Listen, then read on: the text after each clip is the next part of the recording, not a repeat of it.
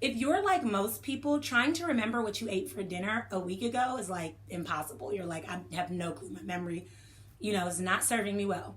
Or if you're like me, maybe you ran into another room or you ran upstairs and you forgot what you were going to get, even after you had just committed to going to get it. The truth is, we put too much pressure on our brain and too many expectations on our brain. We have all these things we're balancing, all these things vying for our time and attention, and our energies and efforts are going in so many different directions. And it's no wonder that our brain can't remember half of the things that we require of it to recall or to remember like this. If you're new to me, you're going to learn really quickly that I'm all about self-care and personal development. And if you've been watching me for some time or following me for some time, you already know what it is. Personal development is so important, as well as taking care of yourself. And this is why I started to commit to the practice of journaling. Journaling is a commitment that I do every single day, and I hold my clients accountable to doing the same. The neat thing about journaling is it allows you to practice mindfulness, stay in the present, all while gaining perspective of what you're experiencing. It's one of the best tools that you can do to really get in touch with yourself, to really get in touch with what you need, to really learn to master your emotions in difficult circumstances or experiences. For me personally, I started journaling a few years ago when I first went through my divorce because I was dealing with a lot of difficult emotions. And to be honest, I was embarrassed to share some of my thoughts and my feelings with other people. And so I committed to journaling regularly.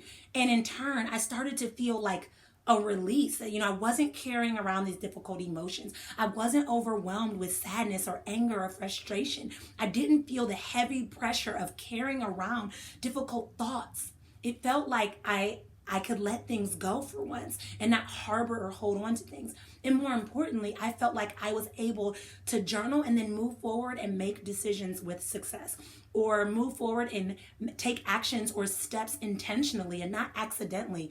I felt like I was more decisive and not impulsive. All in all, I say that to say that journaling truly impacted my life in a positive way. And this is why I'm still committed to it to this day. Now, there's no right or wrong way to journal. You can do a guided journal where you're asked certain questions and you reflect on them, like, what am I grateful for? What am I looking forward to today? What things do I need to move out of my way so that I can find success? So you could have a guided journal where you're guided and asked questions and you reflect and journal that. Or you can just take all of your brain fog and all the things going on in your mind and allow it to be word vomit on paper, where you just process those thoughts on paper and get them out of your head.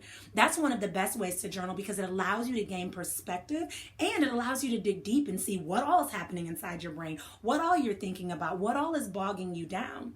So again, there's no right or wrong way to journal. All I ask is that you commit to making it a regular practice. If that means you journal for 2 minutes before work, if that means you journal 2 minutes before bed, however you can commit to it, I think that once you do that, you'll recognize how positively impactful and life-changing it is. You see, with journaling, it not only changes your thoughts, it changes your actions in turn because it's changing your thoughts. And then in reality, it changes your life. If you haven't started journaling, I suggest you commit to it today. I once read a quote that said, "The faintest pencil is better than the strongest memory." When we take time to journal, we're no longer requiring our brain to hold on to things. We're no longer requiring our brain to deal with those difficult and toxic emotions or those difficult and toxic decisions or situations that you're involved in. You're allowing yourself to take it out of your brain, put it on paper, and to really process.